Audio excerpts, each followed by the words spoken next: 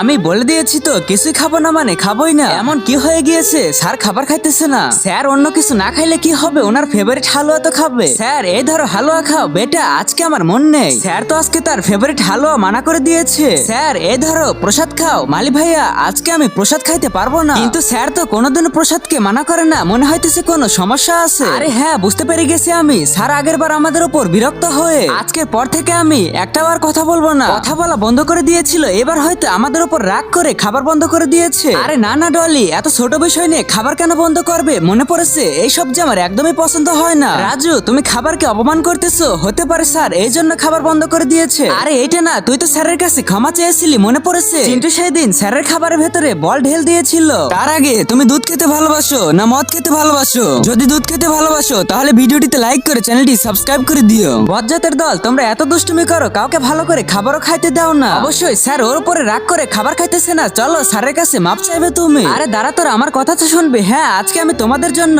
উপোস রেখেছি।